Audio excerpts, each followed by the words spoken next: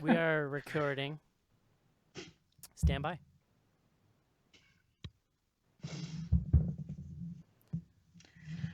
Everybody please mute.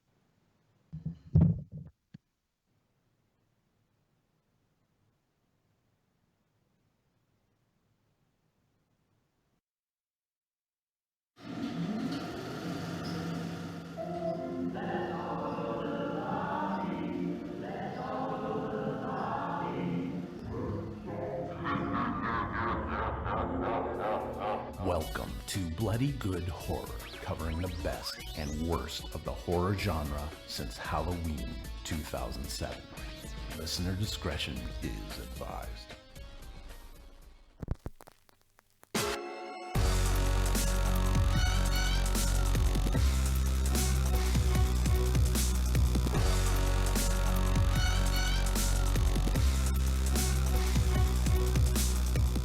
Hello, everybody, and welcome to another exciting episode of Bloody Good Horror. My name's Eric, and I'll be your host for this evening, where we will be discussing XX. Is that what we're going to call it? Double X?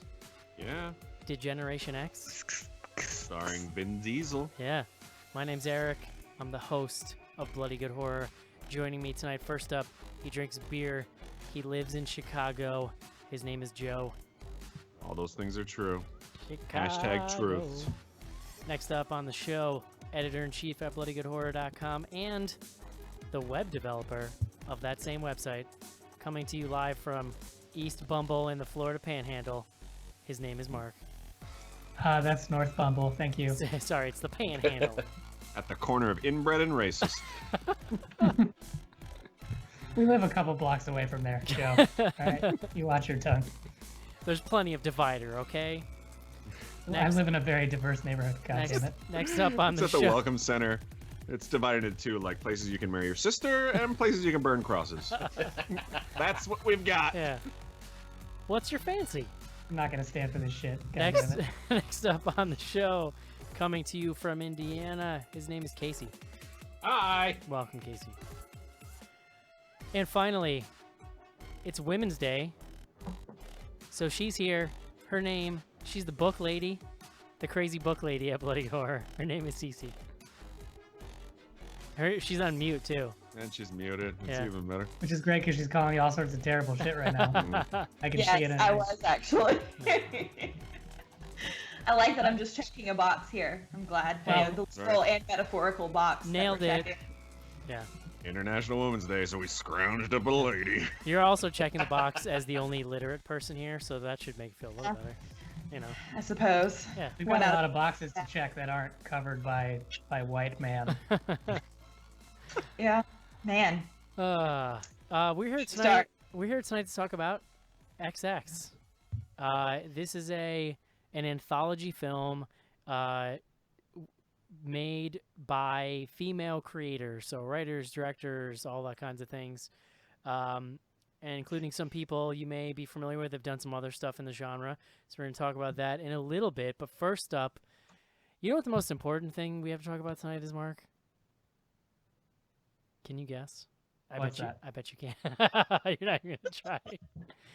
The new Power Rangers trailer. Oh, wow. yeah. See, I didn't really even know where you were going with that, You even though I think see- you warned me. You see the like Megazord thing. You see a bunch of Elizabeth Banks. You hear Walter White's voice as Zordon, and you hear SNL guy whose name I can't remember. The guy, God damn it, he's like my favorite person on SNL. SNL. What it? He's playing. Jim Belushi. You remember Bobby Moynihan. So no, he's not on there anymore actually. But do you remember? Fritz Catan. Will Forte? Yeah. God damn it. Pret-a-porter. Sherry O'Terry? Bill Hader. Yes, it's Bill Hader. Thank you, Casey. Sweet effing Jesus. He plays the little skinny robot guy who's like bleep bloop bleep bloop bleep. Oh, You have a really? problem. Ah. He's just the voice, basically. I mean, you mean he's not in the robot? No, I don't think so. It's He's not a real robot. It's not 3PO. Wasn't he style. BB-8 too? He was he was one half of BB-8's intonations. Huh. Yeah. So he's this generation's replacement for the sound effect guy from Police Academy. Police basically. Academy. Yeah, I was just thinking that. Michael Winslow. No, but I'm not gonna lie. If you're nasty. Not that we're gonna do it in the show, but I'm actually kind of excited about this Power Rangers movie. It kind of looks I'm sweet. super stoked on it. It looks kind of awesome. Oh, are you? I couldn't tell if you were being facetious earlier, CC. No, I'm being serious. I'm Yeah. really excited about it. She's Like- being for serious. I'm being so serious. It's like, remember that somebody a couple years ago did like that fan trailer, Mhm. and it's like this exact thing. Like they saw that and went, "Son of a bitch, we should do that," Yeah. and then they did it. It's amazing. Saban. I like I how they. remember, Joe. I really like how they got that branding in there. It's like even on the logo it says Saban's Power Yeah. Rangers. Oh well, they're good. They got Saban on board. That way it'll be true to the original. That I- means it'll be canon. I only recently learned that like the original show, they only reshot like the cafe scenes and they just reused all of the action scenes from a Japanese show, Hmm. which you could do because they all had suits and masks on. Most extreme elimination challenge style. Yeah, exactly. But like in the '90s, who knew that? If I had known that in the '90s, that would have blown my mind. So, Man, Cool. other things going on. go Power Rangers. Speaking, I will say Mark. tangentially, just because it ties into that conversation, and Joe's the only one that'll appreciate it. Chris Kattan's on Dancing with the Stars this season, Joe. Are you Oh my kidding me? god. What? I cannot wait. Because one, Miss Erica Jane from the Real Housewives of Beverly Hills is on there. And Mr. T. is that name It's- supposed to sound familiar to me, Joe? No, because you're not woke. Oh my god. She Well, is gonna be that's my right. everything. Joe, you just officially killed that word, I think. Yeah. Someone heard that and they're like, "No, it's over. Cut it. Uh-uh. We're done." Yeah, we're done here. Is he wearing Uggs right now too? Okay, yep. It's over. Mark, Yeah. that kind of ruined my Power Rangers segue, but I'm gonna use it anyway. Speaking of a bunch of superheroes coming together in one place and forming a giant Mechazord, we're all going to be in New York City this weekend, meeting up with fans. I still don't know why Yes. you're making me wear the pink costume. Yeah. So, The Pink Ranger, Casey. so if you're still with Someone's us, got to do it. if you haven't turned off the podcast yet, we have great news. So we mentioned this last week. We mentioned it to patrons, I think, 2 weeks ago. We're going to be in New York City this weekend, which is the weekend of the 10th, and we are going. What? Mm. Well, it's the 11th that we're all getting together. But Yes. you know. Sure, I was getting there. So we're gonna be in New York City this weekend, and we will be hosting a happy hour sort of deal. Not hosting as in we're paying for your drinks. Hosting as in we will be there and you can find us and come say hi and hang out. And we're gonna be at Draft 55 on 245 East 55th Street at 5 p.m. That was a lot of fives, but that's what. So we'll be at Think Draft that's what- 55. And At we may 5 p.m. we may We'll be already hanging out. be tipsy by the time we get there. There's no Mhm. May Yeah. about that. So Blame it Yeah, on we'll the goose. definitely yeah, already We do have a that. history. blame So yeah, it. this is it's a semi-new tradition. We're kind of getting together to plan out stuff for the next year. Last year, Eric and John and I got together and planned out kind of what we wanted to do for patrons in the following year and changes we wanted to the website and stuff. And it was pretty productive. And so we're inviting even more folks this year. We're And we're reproducing. also making a meetup a part of it, which is directly a result of the success that we've had on Patreon. So, Last Yeah. time we were out there, I had some shrimp that I've literally been thinking about for a year.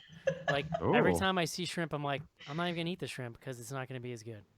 Oh, I do love scrimp. Yeah. last time we were out there, John and I got so drunk that we were sitting at the bar hiccuping like a fucking Warner Brothers cartoon.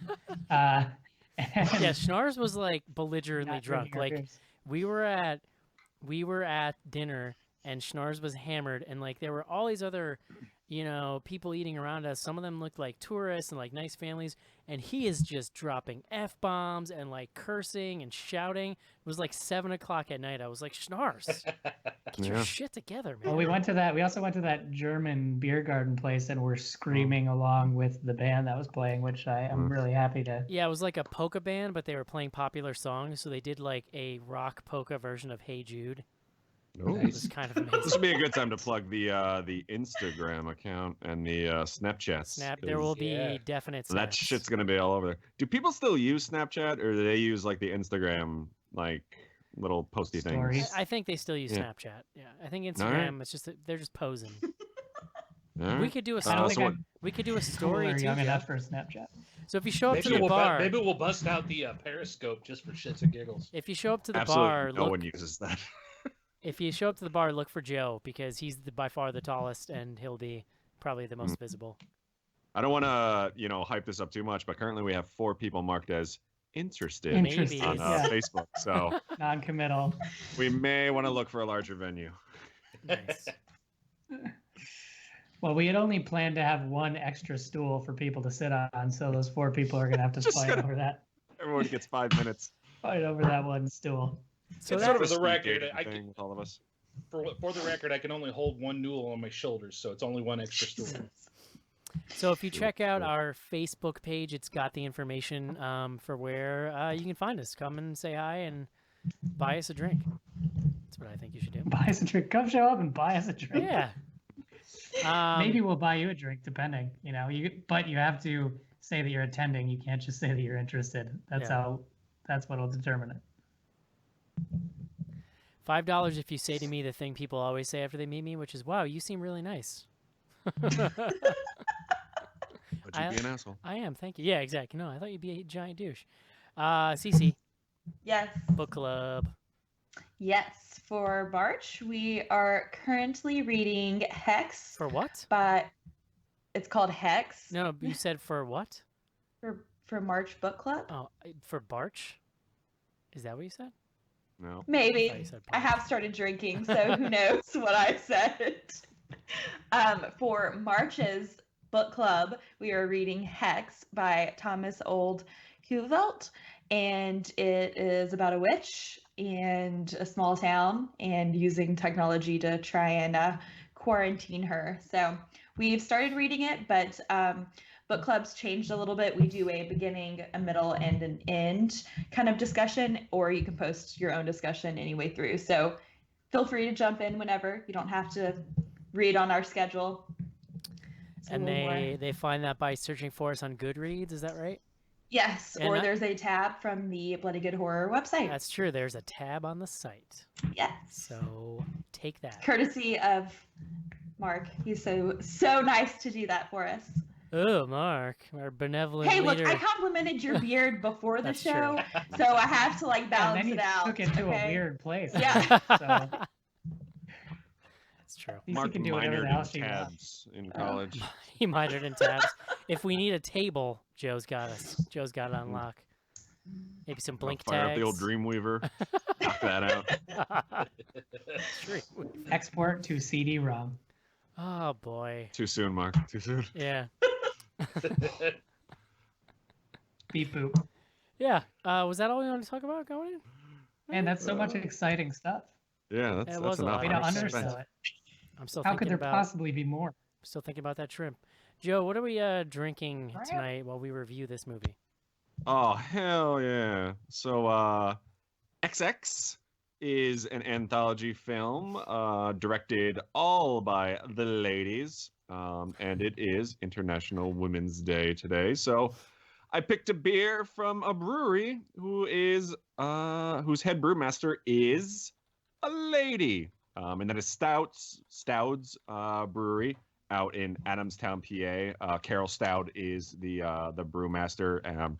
She also owns it with her husband, whose first name I forget. But this is a beer of theirs I've had a number of times when I was on the East Coast, called a Scarlet Lady, and it is delicious. Scarlet Lady is an ESB, which stands for Extra Special Bitter, and as you might suspect, it is not bitter at all. Wah, wah. To be 100% honest, I have no idea where the name comes from, other than I think it's an English style, and bitter has a whole different meaning over there. Really, ESBs are all about sort of the balance between malts and the hops. So while there are a ton of hops in this, it's actually balanced really well with the maltiness, and that's really more of what you get. That sort of like biscuity, malty flavor.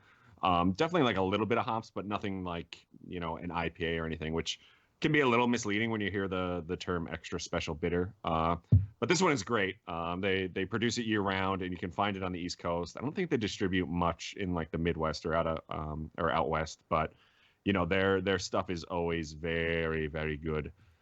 Stouds.com is their website. This one comes in at just about 5% alcohol, so not super high, which is pretty typical for the style. You know, like I said, like not a ton of hops, or there are a good amount of hops, but nothing like overpowering. So the alcohol does not get up super high. And now I'm just rambling, so let's just call it a day. No German accent, Joe, on the Stout.com. Stouds. Yeah. I don't know if I got trouble with that, but you know, actually, I should say Adamstown is kind of in the middle of nowhere in Pennsylvania, but if you can make the trip, the tour is awesome. The husband of the group does the tour, usually does. I don't know if he still does, because we were there like 5-6 years ago, but like he's super interesting. I mean, a brewery tour is pretty much the same every time. Like here's here's the boiling pot, here's how we make beer, blah blah blah. But this was like 45 minutes of him just like ranting about anything that was on his mind, to like an entire group of people that just stood there confused. So it's pretty entertaining. So I suggest it if you can make it out there. And yeah, I'm done. Joe, whenever you are done, it is too soon. I wish there was more. That's what she said. Yeah. It's like a little poem I just wrote for you there. All right, guys. Let's do it. Let's review XX. This is it, Jennifer. Your big break in TV. From the prime time, bitch. Main feature. And we are back. Back to talk about XX. No schnars today, so no word of the day. I'm not going to call Cece out with no warning. Unless she has a word. It's okay. I didn't start thinking about it until, we were talking about beards, and then I got distracted, so now. Gotcha. Mark, do you want to synopsize? No, because Cece said she wanted to. Oh, okay. I missed that. I'm sorry. Go ahead, Cece. Tell us what we got here. All right, so XX is an anthology. It is written and directed as well as produced by all female contributors. The interstitials and the credits are also done by a female artist, Sophia Carrillo, and she's the one you can thank for all the creepy stop motion dollhouse shorts. The first segment is by Jovanka Jokovic, who directs The Box. It is actually an adaptation from a Jack Ketchum short story, so he's kind of the only male who makes an appearance. The adaptation was written, or I guess adapted and written by her, but it did come from a Jack Ketchum story. It kind of starts off with a mother and her 2 children on the train, and they meet a stranger with a Christmas present, and the stranger talks to her son, and it kind of derails her family thereafter. The second short is by Annie Clark, aka Saint Vincent, who everyone was very excited about to see what she could give us. Her short is The Birthday Party, which is a little more dark humorish, but it is basically Melanie Linsky as a super manic and neurotic mom whose efforts to throw her daughter the perfect birthday party is kind of thwarted by her husband's surprise appearance. The third segment is Roxanne Benjamin, who is also a director from Southbound, and she produced some of the VHS series or segments in that anthology. She kind of takes a 80s monster trope in her segment Don't Fall, and a group of kind of hipster LA types end up in some cursed nature preserve and kind of meet a monster. And last but not least, Karen Kusma, she actually directed The Invitation last year. Wow. And her segment is Her Only Living Son, which is pretty Rosemary Baby-ish with some weird kind of demon teenager instead of child. But yeah, that kind of sums it up without going too far into each segment. The invitation was really good. I think it Yeah, I make loved our it. I think it made our top 10 list, Mark. Does that sound right? I mean, it was in my top 10 list. I can't remember if it made the It made the overall top BGH 10. one, but I can't remember. All right, Joe. We can talk about like each individual story, but do you want to just give me your overall thoughts on this? Yeah, we should say Cece actually reviewed this for the site, which you can find at bloodygoodhorror.com. And I since I posted, I actually read her review. Oh, thanks. And it was, I think you were kind of middle of the road on it, not to sort of spoil your opinion, but so I kind of had that picture in my head when I started. And I think overall I enjoyed this. Each segment I liked. I think the thing that I took away from each one is I don't think they wrapped up very well. Like the endings just are not so much abrupt as just kind of like they leave you hanging a little bit, which is interesting because there's the 4 different ones I felt like all kind of had that with the exception of maybe the camping one. There was some other anthology film that we did like in the last year that actually every story had endings just like this one, and I was trying to remember what it was. Was it Holidays? No, because it was different. There was the one with the 3 girls that were like staying at that family's house because their car broke down. Oh, that's Southbound. Southbound, yeah. Yes. Which one of the directors was also on Southbound. Oh, interesting. But I think the thing about Southbound is, and not just I don't think we're really spoiling anything. Like that all kind of intertwined. Sort of, like, yeah. They all kind of work together. These are definitely very separate. Like there's nothing connecting them together. Which kind of made it interesting that like each one kind of left me feeling the same. But overall, I mean, I think I was a fan of this. I wouldn't say it like blew me away by any means. The birthday party scene was, I think now that a couple days after watching this, is definitely my favorite, which is weird because it was the first one that really kind of stuck out to me as being like, I don't know what just happened there.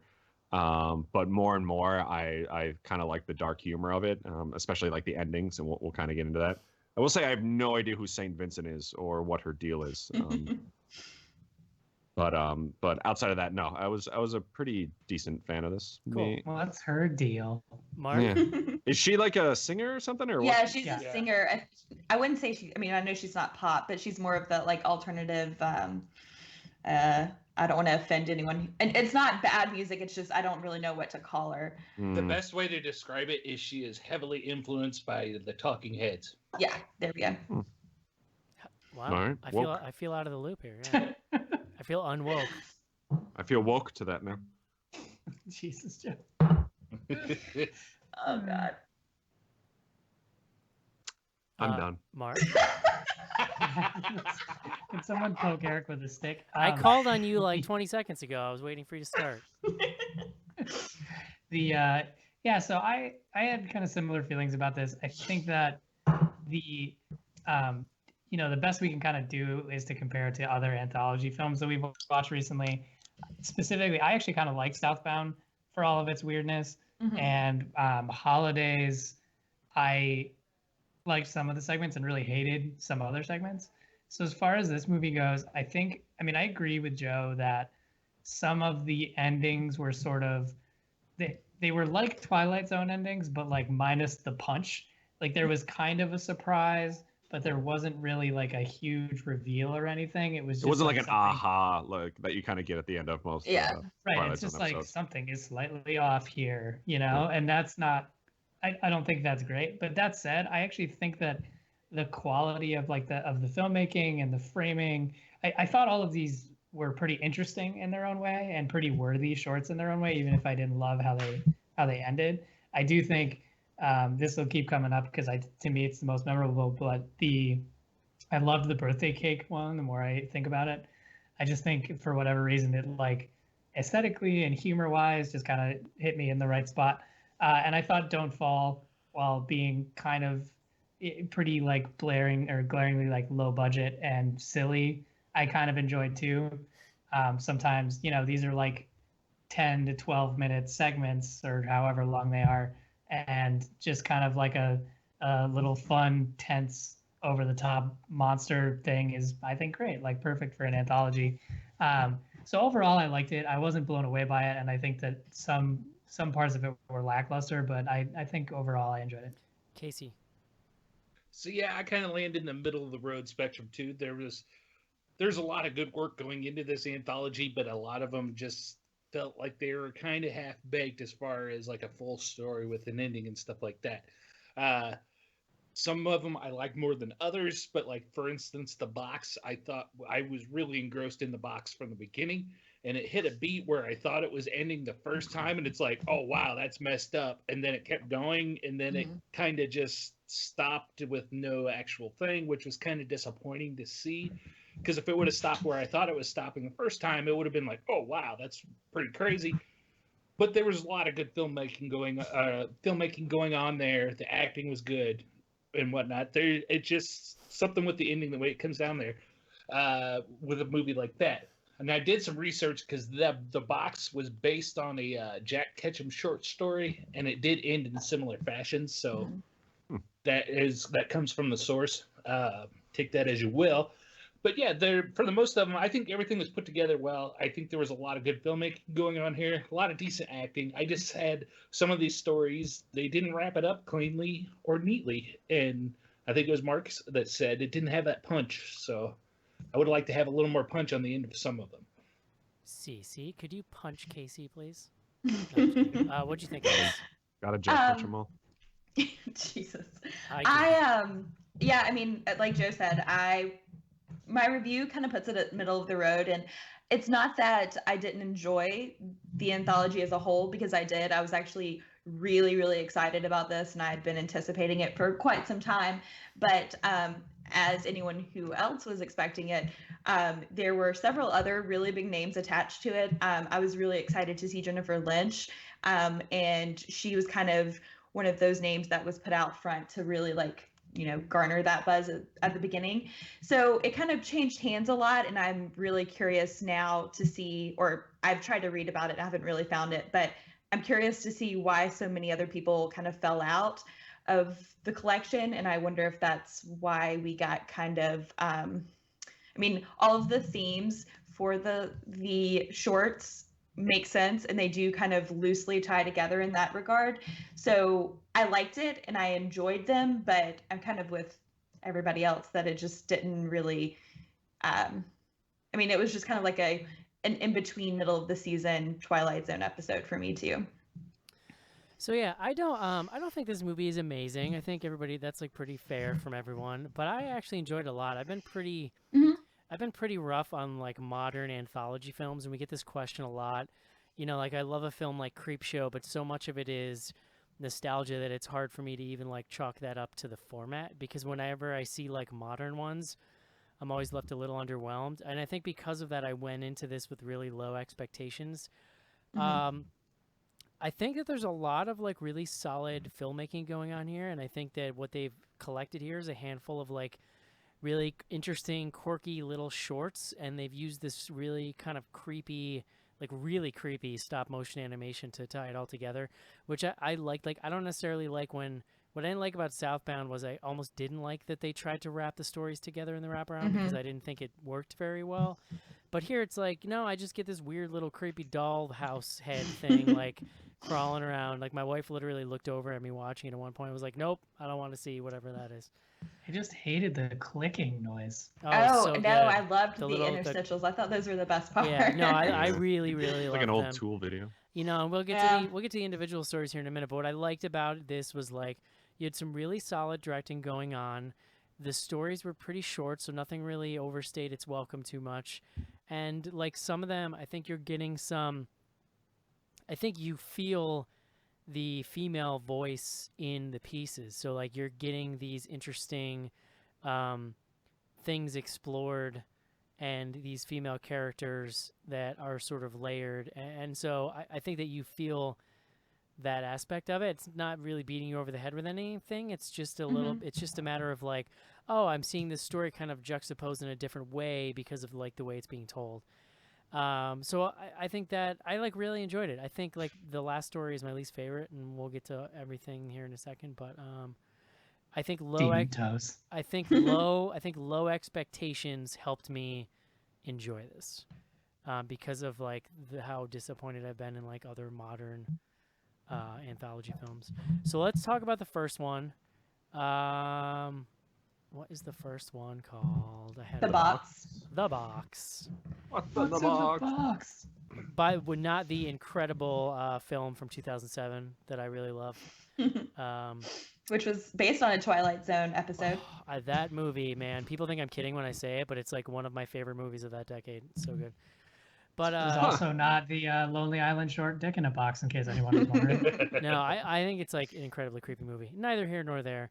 But so yeah, we get this creepy guy on the subway shows in this scene that I really love. Like it's kind of the opening scene of the film, but the kid wants to see what's in his present, and the mother's like, no, don't. And he creepily opens it up, and the kid just looks in, and his eyes get really big, and he's like, and then the guy gets off. He's like, oh, this is my stop, and he gets off the train, and then the kid's just like effed up. And then we see these continuing scenes where the kids won't eat. The kid doesn't eat, and the daughter. So Mark mentioned like they use great effect of like eating sounds in this. It's like very really gets to your core there as you're listening because like basically every vignette we see is just they're at the dinner table and the kid is not eating and it's literally going days on end and he's losing weight. But meanwhile, every time they're eating, you just see the other daughter just like housing food as this kind of a contrast. Was the husband the one making the dinners? Because those were some amazing meals. Some of them were. Some of them Yeah, were. it never shows it. Some of them I were thought that takeout. they were like buying. I thought that they were trying to like get more kind of like takeout and like first- ribs on a Tuesday? the Like who has that? The yeah, first, well, yeah, right. I think they were trying to like get pizza and get like fried chicken and stuff, like But stuff that. Joe's Because right one though. meal was literally like pizza, fried chicken, and carrot sticks. or something. Joe's, Yeah. Joe's right though. The first meal he made himself, and then the other ones were takeout. All Yeah. right. But even like that chicken, the first meal, like that looked It wonderful. was impressive. Yeah, If I knew yeah. all it would take to get pizza on a Tuesday was to not eat for a day, I would have chosen to. Yeah. So this one actually, like, I think this was a really great way to start it out. It was one of my favorite ones. What did you guys think of this one? I mean, I thought that it was really. I know Mark hated the noises and the food noises, and I hate it also in person. Like I can literally not sit next to someone while they're eating. But I thought that it was a really interesting way to develop the story because there's not a whole lot going on in the story. Like you said, the really like the big part of the segment starts with the kid seeing what's inside the box, and that's the opening. But then you see this kid not eating, and while he's not eating, the problem is eating away at his family. So it's a really cool metaphor that's really exacerbated by the chewing throughout the short, and I really liked Yeah, that. I thought mean, it when was I said I clever. didn't like it, I think that I kind of meant that as a compliment. Like if Yeah. it was meant to unsettle me, it was definitely Oh, yeah. working. Yeah. Well, I just mean that. I mean, anybody eating, if you're smacking next to me, like I will get up and move. Like I hate it. I will He say will though, smack you and know, Good to know. yeah. I will say like the most compelling part to me is just seeing the way that it's kind of torturing the parents and they really don't know how to deal with it. However, I may or may not have had the thought that these are awful parents because they wait like 4 days before they take the kid I to the know. doctor. Yeah. Like you can only go without food for like how many days, right? Like Well, and then they take they've him to already- the doctor, and he's like, "Why did you wait so long?" And the guy just goes, "I don't know." but he says, "Why did you wait so long?" And then he tells him just to wait and let him know what happens. And I'm like, really? You don't like put this kid in a hospital and put a feeding tube in him? Like, I was gonna say if he wasn't showing signs, then okay. But like this kid was looking super gaunt and sickly. Like he Gaunt, needed yeah. like an IV. Another thing I thought was interesting with the parents too is, especially with the way this anthology was promoted. It's called XX. It was directed by 4 women, things like that. The mom was not the most compassionate character or parent throughout all this stuff. From the very beginning, when he stopped eating, it was dad that was always concerned, and mom was kind of like, "Oh, he's fine. He's just a kid. He's being weird." Yeah. well, and that's I mean, kind of that's kind of what it- I'm getting at when I say though, like, you're just getting interesting perspectives, right? Like there are families that are like that, where like the roles might be reversed from what you think of as a traditional role, and that's what I liked is like you're not getting, in addition to like getting, in addition to getting female voices, they're not cliched. They're just telling Yeah. good character Well, you stories. wouldn't know that it was all female directors unless someone told you. Yeah. But knowing that Mhm. it's all female directors, you can definitely see how the angle's a little bit different. I think the characters, specifically the female characters, are written more subtly. They're written more like They're more. I don't want to say realistic. like Yeah, men, but they're not written like we're so accustomed to how Yeah. men write female characters that they're multifaceted. They Which I weren't all think is topless running around. And Right. I'm not trying to like offend people out there, but when you look at how multifaceted, like Cece said, with these female characters in these movies, the way this is promoted, you know there is a contingency of people out there that think this is going to be a really strong feminist movie. Right. I And get it's that. not, and it's not like that. It's not in your face. Well- They're not smacking it over the head with it. They're Yeah. giving you realistic, different portrayals, which is what really kind of makes it good. And I think part of the point is that just making a vehicle for female filmmakers is in itself a feminist statement in 2017. Yeah, because definitely. Right. You're trying to amplify those voices. So Well, yeah. especially in horror, right? Like, Yeah. especially There horror. is Yes, yes. not really been the most female-friendly And genre I think historically. was this first one the one that was done by Jovanka Yeah. Bukovic? Yes. She was the Yes. so just wanted to mention, just because I was familiar with her, that she was the editor-in-chief at Rumorg for years. It doesn't look like she does that anymore from what I could tell. She's mostly filmmaking now, but excuse me. She has a lot of sweet tattoos also. But if you look at like IMDb, with her IMDb, she's got a couple shorts under her belt now. I'm and- Bizzle. The biggest thing I came out of this short thinking was I didn't like the way that ended, but everything else before that was really good, Yeah, really the en- compelling. I'd really like to see what she did with the Mm. full-length movie. And from following her on social media and stuff, I believe that's what she's doing, is she's working on a full-length movie. That's cool. Yeah, I Huh. mean, like Yeah. I have to admit, it definitely peters out at the end, and Yeah. I was definitely kind of wanting more. But I was kind of okay with it. Like, there's a couple of shorts here that sort of do that, but they're so quick that it's kind of, you're just kind of on to the next one, and nothing drags for too long, I felt like. Well, and I Yeah. mean, if the story, I mean, the short is based on the Ketchum story, and Ketchum is, very brutal and grotesque and in your face, but there's also a very, like, this kind of metaphor of staring into the abyss, and that you carrying that, like, it's just kind of in reverse. Like, all of that happened at the end. I mean, all the end happened at the beginning. So when we get to the ending, it's just kind of like, well, you already knew where this was going. The Yeah. Christmas scene was so brutal, where they're like Oh man. trying Yeah. on Yeah. clothes, Yeah. and they've used some kind of like really effective CG trick to make them look like just insanely skinny. Like that whole, Yeah. I mean, that part was just brutal to watch. You get a I think- hint of it when Dad carries the son in and sits him down next to the tree. Oh man. But it's that's when the rough. mom was talking about nobody's new clothes fit, and you see the daughter putting on her sweater, and it's like, oh my god. Yeah. And there was something just really stark about the fact that, like, there's no big finale or death. It's just like everybody slowly deteriorates around her, and then they're just Mhm. gone. Like, you know what I mean? Like that was Yeah. really Yeah, Yeah. there's a scene like towards the end where like pretty much she's like walking in between like 3 different hospital rooms where like the husband and the 2 kids are, and Yes. it's just like brutal. Yeah, there's a great Um, panning shot that goes across all 3 rooms that Yeah. they're in. And I think Eric brought it up over email, which I think is a really interesting point. Like I said, and probably most for you, Eric, because your kid is so new. Like as a Yeah. parent, like now you're just like super hypersensitive to the fact that like your kid's eating. Like especially like before they turn 1 or even 2, like it's pretty much all you think about is like you Oh my come God. home. Like I came home from work and I'm like, did she shit and did she eat? Like, Dude. and that's all you think about. And that's like the first thing you say. So and like, in what order? I mean, Yeah. we're still very much in it, but like as in the first month especially, God, you bring the baby home and you're just like, holy fuck, like I have to keep this thing alive. What do Yeah. I do? and then like from It's age all you like think 3 about. and now like my daughter's 5, like you're constantly arguing with her to eat. Like it's you're just like standing at the table screaming at it.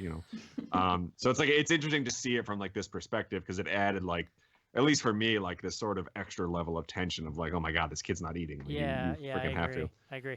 Joe, are you gonna scream at me over dinner this weekend? Absolutely, if you don't finish. Finish your goddamn shrimp. Like you're Children playing starving in Dick. Japan.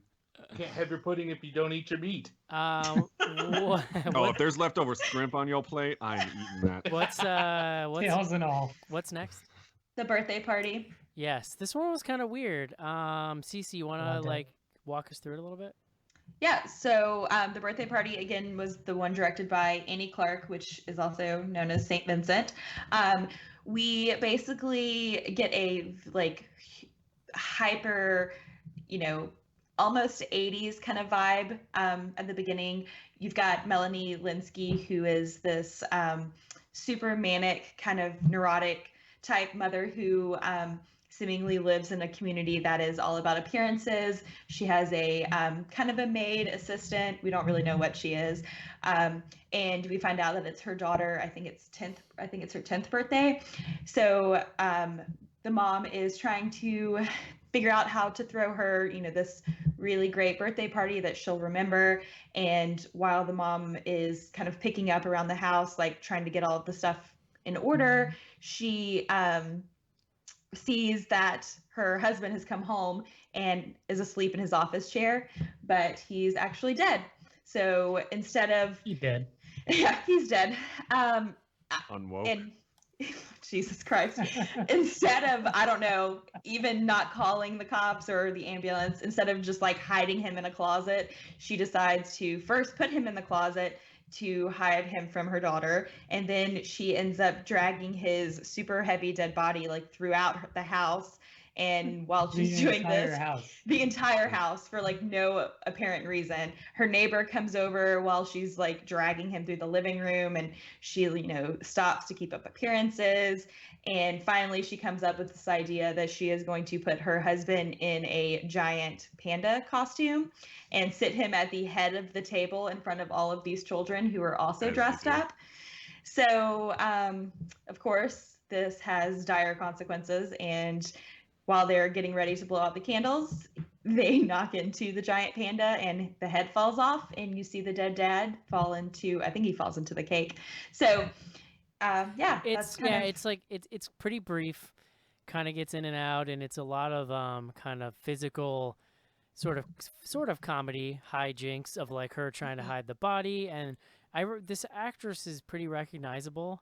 She was the one Two and a Half Men. Okay, she was one that was on 2.5 Men. Yeah. She's been in a lot of stuff. She's one of those actresses. She was in I Don't Belong Here, or I Don't Feel Like I Belong Here in This World, or whatever. Right. Whatever. That's right. On Netflix. I don't know. I enjoyed this one. I think that for me, like, it wasn't the strongest, but I really enjoyed the party scene. Like, it doesn't really make a lot of sense. I understand why she would want to hide the body so that her kid doesn't have this disturbing memory from her birthday. But like, why Weekend at Bernie's him and put him in the suit and put him up? Like, the worst idea. Kind of made no sense. But what it led to was this, what I think is a really, really great scene where like everything goes slow motion at the party because she's just in a daze, because she's just in shock, and like she's sitting across the room, like boozing it up, staring at her dead husband in this dumb panda suit, and everyone's just bouncing around her and doing dumb party stuff. Like, that scene was just so great. And it leads right into the finale with the face plant. So I was kind of like, that was fun. Like, I enjoyed that aspect of it. I mean, honestly, as silly as this one was, and I think this was actually my favorite, which gives you a sense of what my sensibilities are. I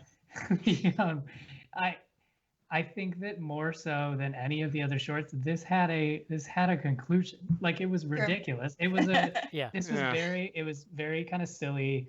It was very slapstick. It was obviously extremely dark. The whole point of the sketch is her dragging her dead husband around the house. So it was as funny as that could possibly be. But it was all building up. And to Eric's point, it was all building up to this punchline. And for me, I just thought it was awesome. I just thought it was like, it was exactly how that sketch was supposed to end. I think you can kind of poke at things about the segment that weren't super completely well thought out, and obviously there's some kind of logical holes, like we talked about, like why drag him around the house when you could just stash him somewhere, but I would say that in a really strange way, this is the only one of these sketches that had like a logical that came to a logical conclusion. I don't know. Well, I mean, if you want to get like really into it, if you could break it down that she's dragging her dead husband around the house because he's literal dead weight, and she as a mother is being like, burdened by these societal like pressures of being a mother, of like being a wife, of having this daughter who grows up the same way, and her husband just shows up dead. That is, and it's like, that is super interesting, because she is shown before she even knows he's dead that he's basically this like absentee father, and she seems Yeah. really overwhelmed with everything. So I like that metaphor. I like Yeah, that. like she tells him like, Super woke. yeah, Yeah. she tells him, or like she thinks he's passed out at first, and she's like, why did you get drunk? Like, why did you come home like hammered? Why did you drive? And then she goes to kind of like shake him awake to be like, to chastise him some. Then she was like, oh shit, no, he's dead. So I think that. It's Oh no, sorry, go ahead. No. I was just gonna say, like, as I was watching this, I kind of, and I 100% agree with Mark. This was actually my favorite too. But like as I was watching it in my head, I kind of had the same reaction. Like, why is she doing this? Like, why is she dragging this guy around the house? But then, like, the more you get away from it, the more I think about it. Like, to me, it almost felt like an old like Laurel and Hardy skit with like the back and forth of Laurel and Hardy just going on like up in her head, where it's like.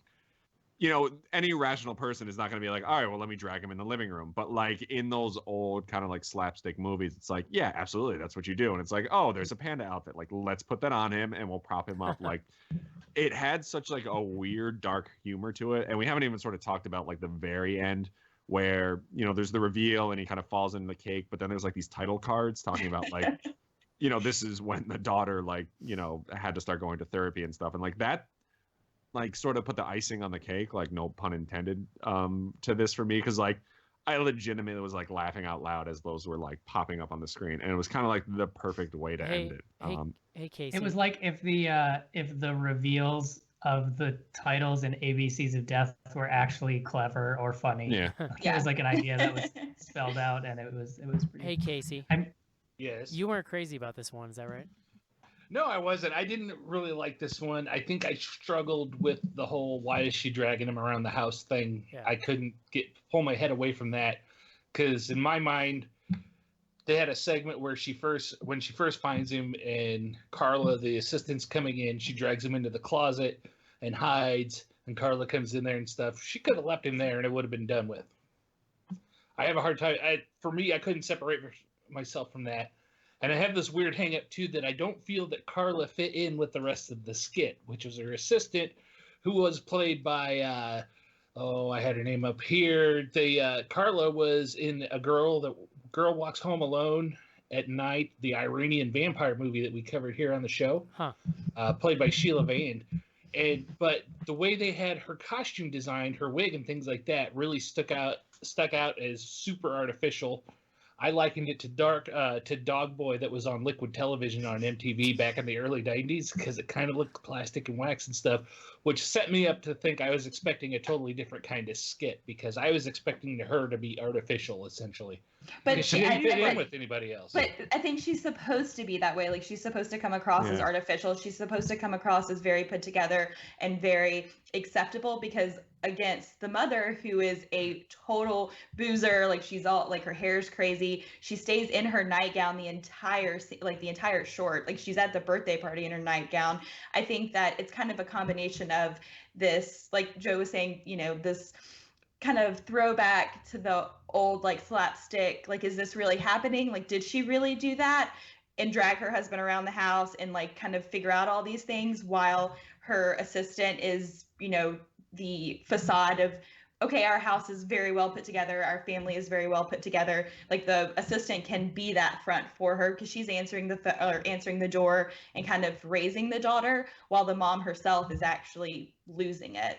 Yeah, I feel like to me, and they kind of show it with like the other mothers, and especially like the one that comes to the house and pretty much asks to come to the birthday party. Like, to me, the assistant, or like I thought she was like a nanny, like fit in perfectly with that sort of like the neighborhood that they're obviously in, like sort of this perfect lifestyle. And like in my head, I felt like the mother herself was probably this woman who was not a part of this community and ended up marrying the husband and was brought into this, and like never really felt like she fit.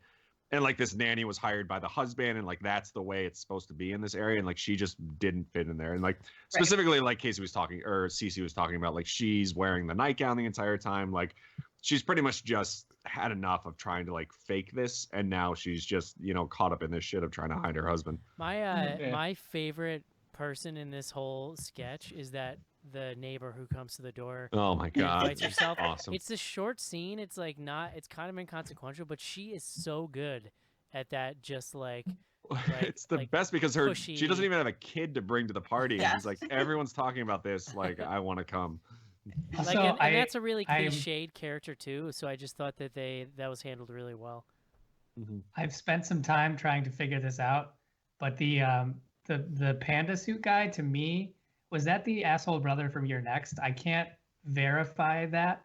Oh, No, he's not from Your Next. He's from. Oh, actually, no, you're right. I think he is. Also, it's not credited on IMDb. It's not on his, and it's not actually credited for the movie, so I can't figure out who it is. But I'm pretty sure that's who it is. Are you just Yeah, trying he to did get, sound familiar. Are you just trying to get Joe to sing the song? I know it's stuck in my head right now. Oh, my life, I've been such a We gotta move on. Can What's I next? just say how hard it is to search for this movie by just putting XX movie and trying Well, to find don't porn? type in panda suit from XX. I literally just did, and now like I'm pretty sure my computer has like 14 Oh, wow, does viruses. that panda suit have a hole in the front? What's next? The next is Don't Fall, and that's by Roxanne Benjamin. So this And- one is Go. kind of like the simplest one, and Mhm. I absolutely love that it's called Don't Fall, because it immediately sets up tension when they cut to them on a rock, and you're like, Right. You just "Fuck." expect Like, the, that the was- whole that's thing to so- be about someone falling. It's such a Yeah. genius, cheeky little like way to set you up. But then it basically is just kind of like they're out in the, it's like that oh god, is that Kevin Bacon, that movie we did with the ghost movie where they're out in the mountains and the Indian ghosts like Oh, Darkness. yes. Oh yeah. I hated that Hollow movie. Man. But yeah, so like it's just a really simple thing. They're out in the mountains, they're in a place where they're like not supposed to be, and they find some like ancient drawings, and then they get like one of the Mhm. girls gets possessed, and that's Yeah. kind of it, and then it's like scary. Pretty much it. Yeah. This one was definitely the most horror-y of the four, like by far. Yeah. So I think like the first two weren't. There wasn't like a ton of gore. There wasn't even like many like horror elements. It was more just kind of like interesting. But this one like got like actually pretty gory. And even like the effects weren't super good. But I still found them like pretty entertaining. Like the creatures that end up coming out. Yeah. And this was probably the shortest of the four, right? Yeah, it was. They did not waste any time whatsoever with this short, which was awesome. They got People there. fell immediately. They got there. Yeah. Their characters were fairly annoying. They were set up to be kind of hipstery, kind of, out there, the type that, would set kind of people's expectations on edge, but they don't dwell on them. They go right into it. That possession happens, and boom, boom, boom, boom. And it's pretty great how it all flows together. Yeah. Yeah. And Yeah, that's I kind of think like, I think that this anthology in particular needed a segment like this, because the first and last segments are like, I don't want to say abstract, but there's kind of these unresolved questions. And the second one is so quirky. It kind of just needed one that was just like very straightforward. There's really there's no room for interpretation of what's going on. It's pretty clear what's going on. It's pretty straight up horror. Yeah, And I it's think a it was pretty a good. really good palate cleanser. Yeah, this is just what I was gonna say. I agree. yeah. Can you guys hear me? Yeah. Yes. Okay, good. No. Yeah, I think that this is like really, it's like the simplest one, and in some ways, it's like the most effective. Yeah, I mean, I really enjoyed this one. I mean, yes, it was super short, very, by the numbers. It wasn't anything too, I mean, you could see what was going to happen, but I thought that it was still really well done. It was a nice, like, throwback to the 80s type monster movies. And, I mean, I know the special effects weren't that great, but like Joe said, I really enjoyed them. I thought that the monsters pretty interesting and, I mean, pretty jacked up. So I liked it. Yeah. I think if there's one negative to this though, is that it is like kind of the most traditional of Mhm. like an anthology, and to me, like it definitely stuck out as not fitting in with the other three. Right. Which it's an anthology movie, so that it doesn't need to, but Mhm. it definitely, like the other three had, and especially like the first and the last one had like the same sort of feel. This one definitely felt a little out of place with everything. Well, it else. has like a different production quality to it. Too. Yeah, Like, for sure. It kind of came across as more sort of low budget. Yeah, bare bones. Yeah. So I can see that. I mean, oh, hold on, here comes a train. Oh. Yeah. Do you live on train tracks? We live pretty goddamn close to train tracks. Yeah. Yeah. It's like an alarm clock that just goes off at random points during the day and night. All right. Let's, You'll get used to it. It'll Let- go Yeah, away. I'm pretty used to it. It's just Yeah. when I'm recording and I'm trying to talk. And it's like, let's hit up the last one here. Yay. So the last one is her only living son, Demon And- Toes. AKA Satan's toenails. and it was by Karen Kasuma. I know I'm mispronouncing her name, but she, like we talked about, is the director for The Invitation, and I think she's also done a few other shorts or maybe another feature. She also directed Aeon Flux, Jennifer's Body, and Girl Fight. Oh. Oh yeah, then I would say she has several of them. I was like, I knew she had done some. I just couldn't remember if they were full features or not. So it's basically a kind of Rosemary's Baby type story. You see a mother and her son, teenage son, who is about to turn 18. They kind of live together out in a small town, and he kind of starts rebelling and is talking about how he wants to see his father, who we kind of find out is in movies, and his mom kind of blows him off, and she's always trying to keep him very secluded or very living this quiet life. And in the process of doing so, she kind of starts seeing him transform, and in this transformation, he gets some demon toes, some violence towards her, Demon and toes. her and other people start And start squirrels. emerging. Nails And a squirrel to a squirrels. tree. Yeah, the mailman is very creepy. So yeah, it kind of delves into the don't sell your firstborn to Satan territory. Well, Yeah. This I one guess you was, can pawn it off on Precautionary your sign. ex-wife. Or This- yeah, well, this one honestly was like kind of my least favorite. I don't. It's It was the acting. I felt like the acting Yeah. was not on par with the rest of the stories. well, it's also a bit of a snoozer, I think. And Yeah, like it's really slow. It's very curious to put this as the last one. Like by the time that they do like this sort of info dump, like just slow speaking scene in the very beginning of the segment, I was just like, I'm not really on board with this. I don't really want to pay attention anymore. Like it had sort of lost my attention the moment it started. I think So I just that's- don't like teenagers. I think that's. Yeah, fair point. that can yeah, I suck. wonder if it was like maybe the second and the birthday party was the last one, if it would have made it a little seem less meandering, because I enjoyed it. I actually think it was one of the ones I enjoyed more or most, but Yeah, me too. there's the acting from the mom just reminded me a lot of the acting from the mom of the Babadook, where it's just so over the top, and you're like, I kind of don't blame your kid for freaking out this way, but It I was mean, very, it's it kept reminding me of We Need to Talk About Kevin. yes, Like that, like A mother little child. bit. right, except Tilda Swinton's like an incredible, Yeah, award. But I like this. I like this gal. I too. thought that yeah, the I liked scene- her. It was I- just- I thought that the scene where they're like hugging at the end and everything's kind of coming out, and she's giving this like pretty big info dump as the Mhm. camera kind of pans around. I thought it was just real cringeworthy. Like it wasn't really selling me. Yeah, I think. See, I didn't have a problem with that. I just wonder if, like we talked about with some of the others, like if it had been a full feature, if that had been, if the slow burn had been in sections rather than all crammed together, and that info dump hadn't have been quite a dump. It had been more, drawn Right. out or, spaced out a little bit. And Yeah, for me, this one stood out as like my favorite. And Eric's not wrong. There was an info dump at the end, but with that info dump, I think that was the one that we had to make the most cohesive full story out of all of the four of them. It had a I- beginning, a middle, and end.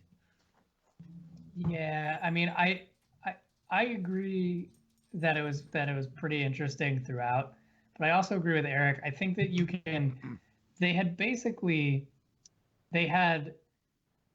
they buried enough clues that basically his father had sold his soul to Satan for Mhm. fame. They buried enough clues about that throughout the segment. Yeah. And for that, and so like any viewer that is like halfway paying attention, which you kind of have to, because you know, like with all these shorts, you're sort of, there's always this thing in the back of your head where you're like trying to figure out what's going on. I think you, by the time you get to that info dump, if you've been paying any attention at all, you like kind of have it figured out, which I think is a testament to the writing through most of it. It was just like the length of that speech to me was unnecessary to get across. Like it was basically explaining all of the stuff that I thought they had done a good job of like burying clues throughout. It was like, in case you weren't paying attention, here's all of that information again in a very melodramatic hugging scene. Right. Right. Yeah. Exactly. But also, so I guess we pretty much spoiled all of these, not that it matters because they're all like short segments. Did we ever come to the conclusion, like, did she hug him to death or like what? They just hugged it out, happened? man. I looked on Wikipedia, and the official synopsis on Wikipedia, which as far as official goes, take that as you will. Yeah. It says that they hugged each other so tightly that they cracked each other's ribs and died. Yeah. That they See, both like died. that. This one of all of them, and I did kind of enjoy this one, but this one, and probably because it's the last, left me thinking this about all of them, is like, what just happened here? Like, why did they hug each other to death? I just think it's such a strange choice to make a segment that's literally about Satan and have it end in this.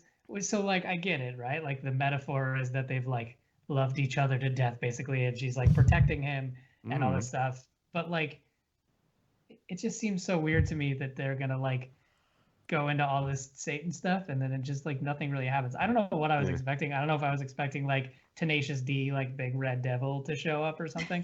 But well, they kind of hinted at like the demon was floating around them, or they never actually say like Satan, like you know, it's something's going. But because Dick is afoot. Because I mean, at one point at the start of this, I thought maybe Dad was Satan, right, and that it came around to, you know, oh, this is a Rosemary's Baby situation. The thing after I went and read that thing on Wikipedia, and it talked about how they both died at the end and hugged each other so tight they cracked each other's ribs. It actually lessened my liking of this a tiny bit, because I think it would have been a lot more effective if she actually hugged him so hard that it cracked his ribs. She lived, he died because she loved him so much. She's not going to let him get turned into that. I think that would have been more effective. Yeah. Instead of them both just kind of falling, you know, dying and falling to the floor. I actually thought that it was the opposite way. I thought that she was hugging him and that he killed her, and then that's how it ended.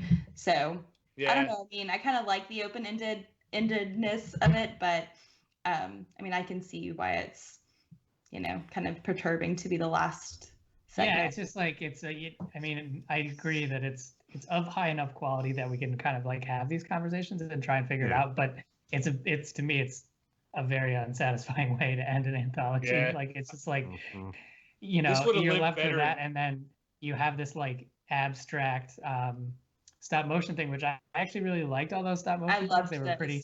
They were pretty disturbing. Like, just, you know, I'm sure that if like you really looked at it, there was some sort of like, not necessarily a coherent story, but I'm sure there was lots of symbolism in there, and there was lots of, you know, lots of stuff to, you know, kind of take out of that. But symbology. It was just kind of, it was just, what's that? Symbology, I think you mean? Symbology. Yeah. John's not here.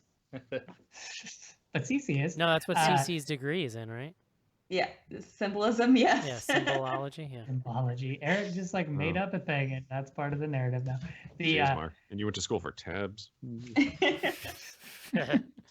Joe, what was your degree again? Multimedia. That's many kinds of. What is that? media. That's like is that like is that like Sega CD games? It's more like those shitty little extras that you used to get on CDs when you bought them and you put them in your computer, like music CDs. Ah. Yeah. Interactive If anybody owns slideshow. Incubus's Science, and you throw that in your old CD-ROM, that's what I went to school for. Oh. I thought you were going to tell me you actually did that. I was about to be impressed. I wish. That's what I went to. That's awesome. That's what my degree Multimedia. is. Mm-hmm. I think we should wrap it up. That was a better ending than this. Yeah, no, we're done. Do you recommend this movie, Joe? Yeah, I'd say it's worth a watch. Mark? Yeah, I think I think it's important to get it out there. It wasn't amazing, but I think it's worth watching. Casey, Yeah, I think it's worth watching. Cece. Yes, I do. Yeah, I think especially if you like, if you like seeing different new filmmakers with an interesting voice, but it is like a modern anthology movie, so like, you just have to kind of have your expectations in check, I think, when you get there. But Pedicures on my demon toes. I will say nothing reached the level of Father's Day from Holidays, which is still like one of the best things I've ever fucking I'll seen. have y'all know that I've written that that write up for Father's Day, but I was just saving it till it got closer to Father's Day before we could publish it on the site. But it's like I've also probably need to cure it down a little bit because it's like 3.5 pages. Oh shit, that's awesome! I want to read it. Don't forget about that. Oh, I haven't. I just think about sending it in all the time, and I'm like, I'll wait. Till it gets a Also, little when is closer. Father's Day? Isn't it like July, June? Oh, perfect. Come Yeah, on. because May is Mother's Day, and I think it's in June. Perfect. Get on board with us, Eric. It's like second birthday for us now. Yeah. All right, guys. It is time to do some fan mail. Something's bugging Dr. Jennings, Time to work through this fear of spiders. and he's trying to overcome it. Finally lost control of all of his bodily functions. Now, with the help of his friends, This is way out of my league. the support of his family, Dad, chill out. and the advice from an expert, No room for amateurs in this game. he'll conquer his fear of spiders. Are you? Probably still in the bottom of my shoe. Hollywood Pictures and Emblem Entertainment present Jeff Daniels, John Goodman, Arachnophobia, a thrillamedy rated PG-13. National sneak preview this Saturday night. Hi, this is Doug Bradley Pinhead from the Hellraiser movies, welcoming you to Bloody Good Horror.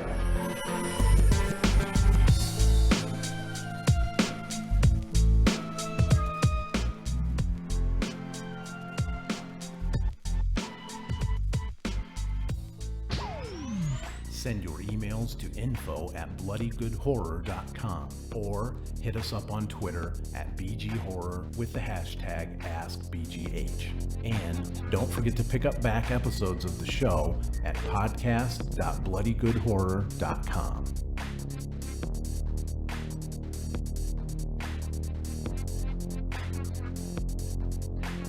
And we are back. We are back. Yeah. Info at Pedicures on my bloodygoodhorror.com. toes. Info at bloodygoodhorror.com. First up, Cody. Hello again. I guess I'll be emailing regularly now that the email is in my address book, and it only took 200 episodes of forgetting to listen for the email to remember what it is, but whatever, we're here now. Firstly, I loved Get Out. I'd give it 4 out of 5. Kind of wish there was something extra to push to 5 stars, but it's a solid film nonetheless. I'm a big fan of Key and Peele's sketch comedy. Before their show, the only other sketch comedy show I had loved was The Whitest Kids You Know. I appreciate both dark and boundary-pushing humor. I'm unfamiliar with that show. Oh, it had that Andy Macanales, or whatever the hell his name was. That fat kid that was on MTV a lot. Milanakis. Andy Milanakis. There you go. Also, since you guys were discussing Eric's... Kid. That's terrible. Poor guy. Macalacus? No. Since you guys were discussing Eric locking in his #1 pick for 2017, have you seen the trailer for a movie called The Void coming out this year? It could definitely fuck up his lock since I think he regarded Split too highly too soon. I like this game now of like people, since I'm doing the list live on the show every week, like people are now giving me their opinions of how on my list is like, I don't know, man, I think you got Split too high. It's You done goofed, brother. It's like a whole March Madness thing, but just stretched out over a year. I'm really into it. No, I like it. It's good. Also, Schnars, he's not here, but I'll read it anyway. I'll definitely join the Patreon soon. I hadn't before because I was in college, but graduated this year as a bio major. And if I patroned every podcast I listened to, I'd have no money for food, gas, and cool, frivolous NECA stuff. They're that company that does like the sweet horror toys. I thought you were talking about the chalky wafers. Necco wafers. Love them. I definitely want to go and listen to back episodes I missed, like Tusk. So yeah, that is from Cody. Thank you for that, Cody. One more from Caitlin. Thanks, Cody. Do you guys ever get horror movie cravings? I've noticed my horror watchings have a rhythm that cycles every 2 to 3 weeks. Previously, it was psychological thrillers. That led into classics and then foreign horror, which has turned into cookie cutter horror, stuff from 1999 to 2007, i.e. Valentine, Ghost Ship, House on Haunted Hill. Jesus Christ, I've never been in that mood. No, I have wouldn't- those moods. I I go wouldn't- back and watch some old ones. Yeah, I wouldn't call it cookie cutter horror, but I definitely get moods for like late 90s bullshit stuff. Like I'll just be like, I want to watch fucking Urban Legend right now. Or I have this movie that I really like called Dead Man's Curve that's about like college kids who murder their roommate. I have a particular itch that only Mark. 13 ghosts No, can You're scratch. thinking of Wait. No, you're thinking of Dead Man on Campus. Yes. Which is a terrific movie. No. Okay, well that one's good too. And I was wrong. It's just That was a called. good one. It's just called The Curve, and it has Rebecca Gayheart in it. But it's that same concept if you made a horror movie out of it. But anyway, so I get it. I understand what you're saying. The Faculty. The That's not Faculty even is like it? that's just an awesome movie. But from it's that time period. it's of that era. It's like it has something to do with the people that were cast in movies in that era, and like they were all very glossy and it had its high water points. 13 Ghosts, man. I get in Friday the 13th moods, definitely.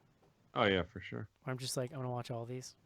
I think I go through that with like movies in general. Like you start watching like all of Clint Eastwood's movies, like the old westerns, and then like lately I've been watching like a ton of Alfred Hitchcock. Like Yeah. just 'cause it's like these movies that I feel like I should be watching, and I should be like I should know this stuff. That's a good story, right? Yeah, it's not always necessarily horror, but like Joe was saying, that always hits me. Like I got on a Alfred Hitchcock kick because I happened to sit down and I'm like, oh, I'm going to watch this one. It's like, oh shit, I want to watch these other 4 too, and then you kind of go through cycles with that. You got it on Alfred Hitch kick? Yes. Woo! Info at bloodygoodhorror.com. That's a Joe joke. Is the email address. That's it for emails. Mark, Twitter. Yeah, son. So I'm going to try and make it through. I think my connection's been holding strong, so knock on wood. We use 2 hashtags usually. The first one is BGH Classics, which if you are a patron, go to Patreon. Well, if you're not a patron, go to patreon.com/bloodygoodhorror. Sign up at various levels and get greater access to the show, access to the live show, and most importantly, access to our entire back catalog. So if you're listening to those episodes and you hear something that you think is funny and want to let us know about it, tweet it with hashtag BGH Classics and try and fit the episode name and number in there if you can, and we'll read it. So we have 2 this week. The first one is from Jay Har. Mm-hmm. Episode 12, Cloverfield, or that time Eric had a huge rage boner over Meet the Spartans. Yeah, it's funny. This tweet got me thinking because like part of it is we used to do. I don't know if this was pre-shenanigans or not, but it may have been from that. But also like, God, I was just 10 years younger. I used to get really, really mad about. God, there's a lot of fucking angst in those first 100 episodes. Yeah, I used just to get really mad boiling about over. movie stuff. Like it used to be something like Meet the Spartans would upset me because those movies are gross. They're just like the lowest common denominator. But I like, do love I just the don't. trajectory of you getting really angry about Meet the Spartans and then making us watch whatever that really shitty Wayans Brothers movie is that I can't remember, the Haunted House. Is that what it is? That was way better than Meet. Come on, that was like actually comedic genius, Mark. But I'm saying like you weren't even mad about it. You're like, let's go watch a movie that's just like that. Yeah, I don't know. think of anyone's Eric's trajectory is like the most amazing to me because I think 10 years ago Eric would not have loved a movie like Hansel and Gretel Witch Hunter. Yeah, I agree. Whereas like there was definitely like a certain point, and I forget, it might have been like around that movie where all of a sudden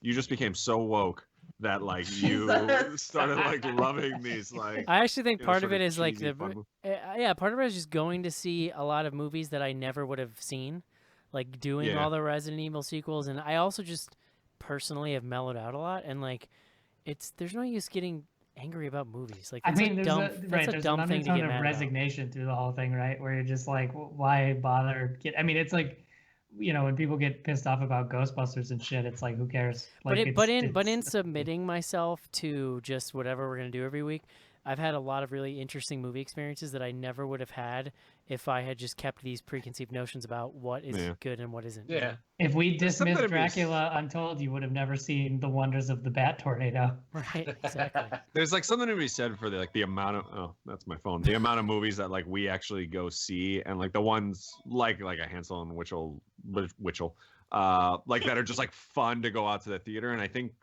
you kind of appreciate them more after you've like gone like 5 weeks in a row to see these movies. Yeah. So I think all of us probably have like a different sort of opinion of these movies. Whereas like if you go out to the movies like once a month or once every other month and you go to see that movie, you probably will have a different reaction to it. Yeah.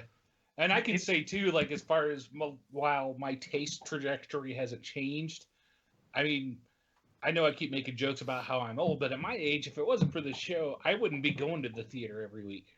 I'd be waiting for shit to come out on video. I mean, I never in my life went to the theater like this until we started doing the show. God. Yeah.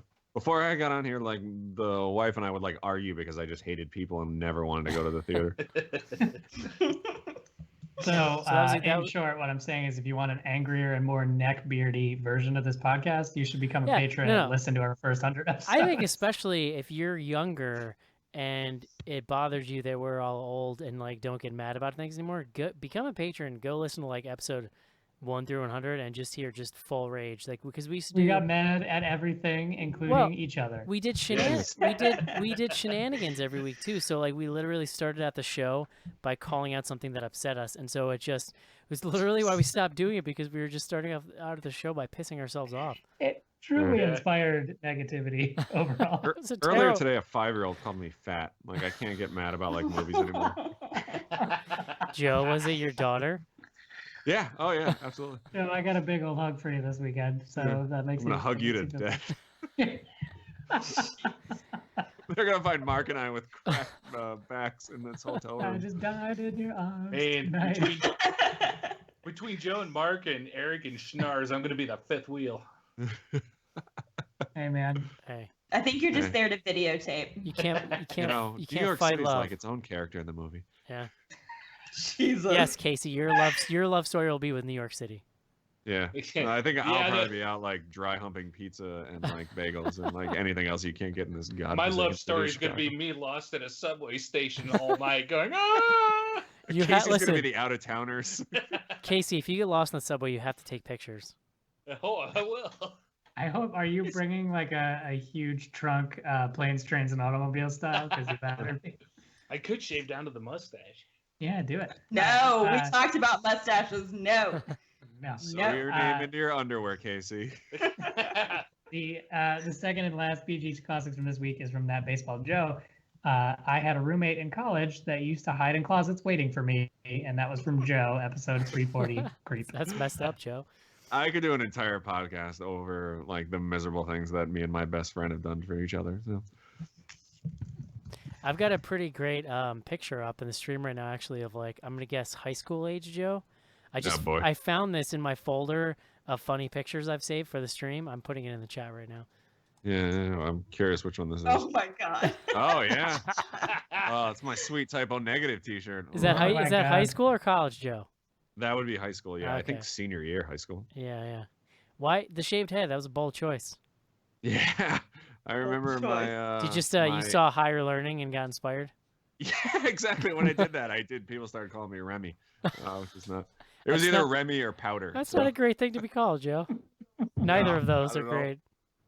Yes, with this high contrast black and white photo, you're definitely rocking the powder look. I will. It was It's either Remy or Powder. Jesus Christ. It was something. That's awful. Okay, so we are also on I wish Twitter I with knew the where that hashtag. T-shirt was. I just can't believe you shaved your glorious hair, Joe. Wow.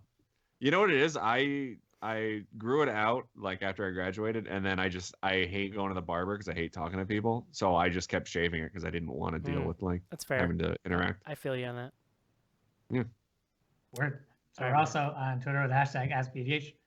If you have any questions to ask us, tweet us with the hashtag AskBGH, and we'll read it on the show. And I will probably read it without reading it beforehand. So try and sneak up in it.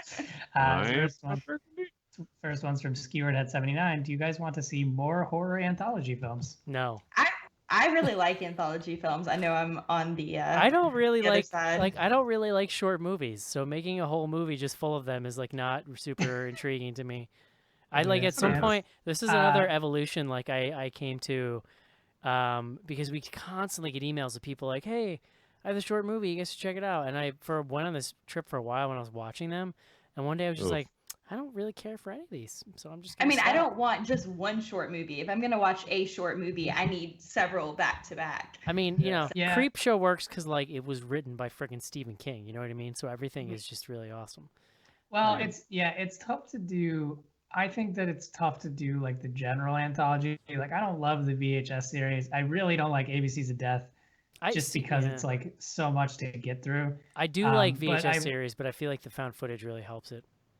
Yeah, well, but the point I was getting to was like something like Trick or Treat has the obvious benefit of like having an event that pulls everything together and just having like an overall aesthetic and feel. That's so I tend to like those more. I think anthologies are fine. I just think ABCs of Death are like just represents like a little too far into that. No, well, and it's ABCs sort of Death is sort of there's like too much. There's too many things, and too many of them are bad. I don't know. say, though, I mean, I still like them because I think that it's a nice way for directors who are established as well as novice directors to try things out. Try things out and kind of see, you know, because sometimes you have that idea and you're like, well, let's see where this goes. And it should really stay a short, or it probably shouldn't have even become a movie. So if it was something, that's what it needs to be. So I appreciate that there's an outlet for it. And I kind of like seeing directors, you know, stretch their wings in that regard. Yeah, I agree. They are great outlets for like young filmmakers. I just don't want to I would see say them so in much. today's digital age, with everything, with all the streaming services we have out there and stuff now, we are primed for a good comeback and a good niche for anthology flicks to fill.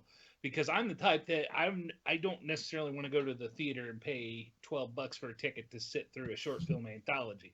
But if I come across it on Netflix while I'm sitting at home watching TV, yeah, I'm down. I'll sit and watch it. Yeah, I would have paid to see Holidays. Am I glad I watched Holidays? Yes, specifically for Father's Day. But I mean, I'd have been pissed had I seen it in theaters. Yeah. Word. Okay. Next one, also from hold on, lost it.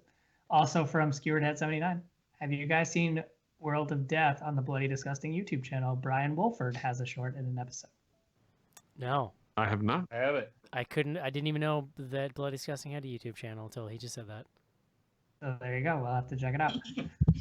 Next one from Johnny Sacco. Does Joe love all things Disney or just the parks?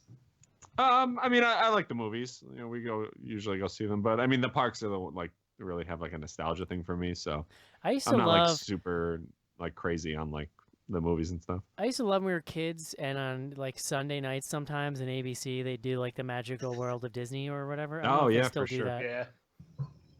I mean, I grew up watching like the Disney Channel and like all those old movies. Like I know Casey, you picked a while ago. Something Wicked This Way Comes. Like Yeah. it was pretty much my babysitter when I was a kid. Like I just watched that channel constantly. You know what I love There's is a certain era of Disney movies from like the 70s, Yeah. probably the late 60s that had like a certain atmosphere to them that was pretty great. Wasn't Bedknobs and Broomsticks? Wasn't that a Disney movie? Oh yeah, that movie's incredible. That's like one of my all-time favorite movies. Angela Lansbury. So we live 4.5. That's like a 4.5-hour drive to Disney World from here, and I'm pretty excited to visit again because I haven't been there since I was It's in so high awesome. school, or middle school. Maybe. Such a happy place. Oh, the turkey legs! I just dream of the turkey legs.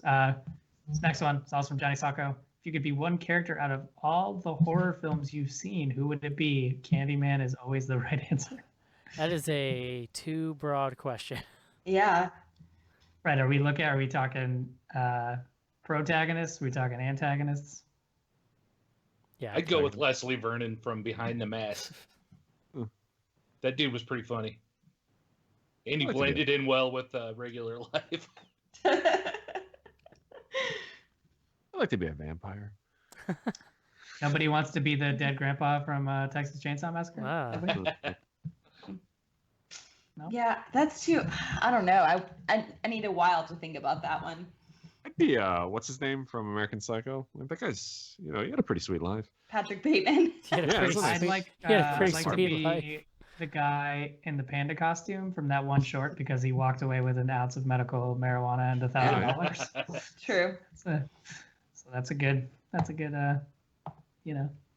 life. Joe, I've seen the typeface on your business cards. You could never be a Patrick Bateman. Oh no, absolutely not. But I wouldn't mind having that apartment. Oh, Lord Jesus. Next one's from Nick Allman Scott. It has a visual aid. Is this the actor that Schnars will look like in a couple years after the Trump presidency is over? Very much so. Yeah, Yes. so I was intrigued by this picture. I think I need to see more visual evidence. I've asked him to provide it on Twitter because sometimes like you get one picture that looks like Schnars, but you really can't tell until you get some other angles. And so, well, the one thing that this has that your other doppelgangers don't have is like John's disheveled, swoopy haircut. right. Yeah. So I would say this has progressed to stage 2 of the investigation. So if he could just provide me with some more evidence, we can go from there. I did a quick scan through the dude's IMDb, and I think he's going to make it. I think he'll make the cut. This is exciting. He gave me his name. He said I felt weird tagging him. In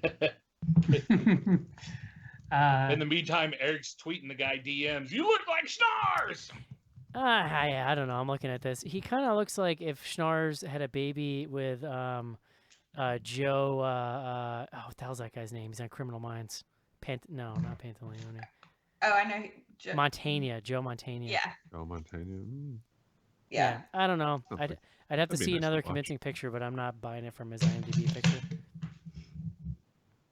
All right. San Francisco 49ers. Okay, the next one is from Philly's Femme, our very own Sophie. Is there anything more meta than tattooing a lady of horror on a lady of horror on International Women's Day? And she shared a picture of her tattoo. That is a sweet ass tat. Yeah, it's Laurie Strode. Laurie Strode. I think her sister drew it for her. Yeah, it's cool. Oh, nice. Yeah. Perched on a It's pumpkin. pretty great because I can remember when Sophie first joined our ranks in the writers and everything that she was talking about the dream of that tattoo. So it's cool to see it come to fruition. Yeah, Pretty I dig rad. it. Good on you. Dream. Next one's from Robale. Thoughts on theme boxes like Horror Block or Loot Crate? I did one for a while, but I don't know. I kind of lost interest in it after, I think I did like 6 months. I guess It depends. I guess I If you kind of are- see the appeal of like getting presents in the mail every month, but it seems like a lot of it's shit you're just never going to use. Yeah, it Well, was How stuff much like I never crap do used. you need? Like, where are you If gonna you're put all a this shit? collector and you have like a whole room dedicated to stuff like that, Yeah, to but me it just became like a subscription box just gets to a point where they've officially given you too much shit. Like you've gotten too many presents and you got to start like getting rid of stuff or giving them to people or. Well, and also if you're like a hardcore collector, you probably have a subject or a specific thing you're really into. Like, why not just use that money directly to get the stuff you want instead of hoping? I don't know. Some of it. I see it being good for a younger Okay. market that are getting started in things that are their interests are just starting in things because there's a lot of them out there like the nerd blocks and stuff like that. Yeah. And video game blocks. I could see that when like my daughter is interested in that. She's 16. She's just starting that collecting phase of her life. I could see that being exciting then. But now I don't even buy that stuff when I go to conventions. Totally. I mean, and it's like a totally different game as an adult because you have to justify that cost to yourself. yeah, and when that's you're the part that kind of sucks. and when you're throwing stuff out, it's hard to like be like, yeah. It's just more shit that's gonna end up in a shopping bag and stuffed into a closet when you get married. Right. Yeah. Exactly. Stuff that never quite makes it all the way to Goodwill. Some of it that comes with like T-shirts and stuff, it's I can understand a little more because I mean you can get a lot of use out of T-shirts, but But even There- that, there's only so much I could do with pop vinyl figures. that's true. Well, they keep coming out with new ones for like literally any character that's ever been in any movie, TV show, comic, or video game. So I've got like a handful of them within arm's Yeah. reach. right now. I've got a Mark one. Oh, good. Yeah, we should make some BGH ones. That'd be It's adorable. adorable. Last one is from Robale, and I think this is.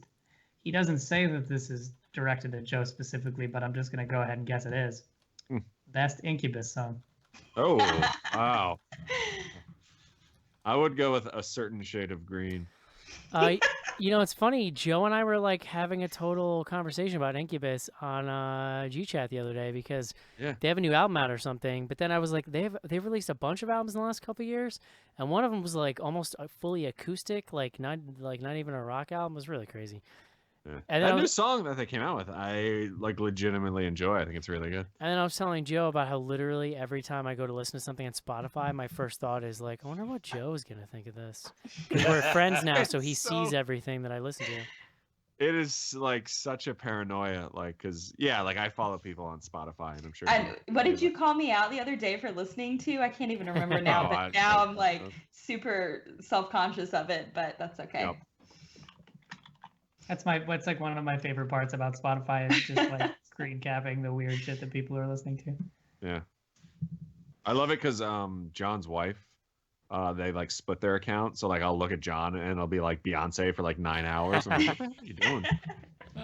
Yeah, I appreciate it doesn't tell you how many times you've listened to, or it doesn't tell your friends how many times you've listened to the same song, or like how long you've been listening to a particular artist. John's listened to Single Ladies for the 40th time today. I did wonder for a minute what Eric and Joe would think of my listening habits today because I was enjoying the Mumford & Sons album without the banjo. Fuck that. Judge you hard. I think it's always like the Spotify thing's always funniest to me when I'm listening to a band like Trap Them or something that's like more hardcore metal because I don't know the names of any of those songs.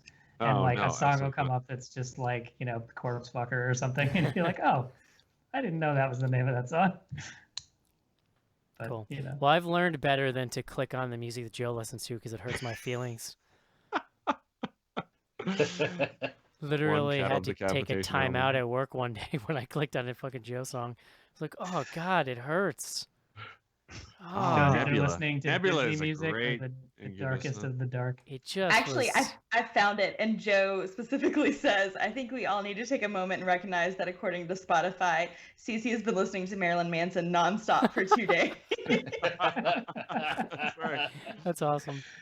That's cool. Man. I saw him in concert. That's a good time to play. If you search for secret murder jams on Spotify, you'll get one of our playlists, our curated playlists of iconic songs that were in horror movies that you wouldn't expect to be in movies about murder. So that's secret murder jams. You should look it up. Word is bond. Word is bond. There you go. That'll do it. That's all I got for the Twitter. Yeah. Do we know what's next week by any chance? We do. Hangover. Yes. Oh, so it is the Hangover. So we are not sure if we're gonna. We're definitely not gonna be able to see Kong this week, which is a bummer. Yeah. What we are going to be doing, we're going to throw something in there on that we've heard a lot of buzz from you fans about Fear Inc. from 2016. Cool. Oh, whoops! I'm supposed to have my review for that posted already. Damn it, Cece. I'll get it to you. Sorry. It was Women Don't Work Day, so. Yeah, so I didn't do it. There you go. We respect that. that. No, what's that? What do they actually call it? I'm sorry. A day without women. A day without a woman. Yeah. So Cece took the day off. Women don't work day. I like that. Yeah, but we got just run with it. It's easy. Just play along. Since we're all going to be traveling this weekend, we got Fear Inc. that we're going to be watching on video, and then Kong Skull Island. We're still going to get to it. It's going to get bumped back a couple weeks, but then after Fear Inc., we're breaking into a 4-week-long streak in the theater where we watch Belko Experiment, Life, Ghost in the Shell, and Kong Skull Island. I'm pretty psyched about Ghost in the Shell. That looks kind of cool. Are we watching Ghost in the Shell? Like, it's not horror at all. Who cares? Shut up, Joe. I want to see it. What the hell's wrong with you? Like, I understand you guys jumped on my ass for Pirates of the Caribbean, which actually has, like, ghosts. I was all for it. John jumped on you. Joe. I am in full protest of this pile of garbage. What? Have you ever seen the original, Joe? It's really good. No, and I don't want to see the remake. It's not a horror movie. What? I cannot believe this is something you have a bug up your butt about. I think it's ridiculous. I think there's no reason we should be watching this. Wow. It's summer movie time though, Joe. We always do weird stuff like this. Except it's the middle of winter. Hey, if you're interested in more thrilling banter like this, come meet up with us at Draft 55 at 5 p.m. on Saturday. Yeah. Yeah. And if you're interested in our banter that is not like this, John Schnars officially has stated Joe, we upgraded our Spotify, so I shipped all that Beyonce shit out of my Spotify feed. Don't you dare talk shit about Beyonce. All right, guys. That's going to do it for the show. Hope you enjoyed it. We'll talk to you next week. Adios. See ya. Goodbye, everyone. Bye-bye.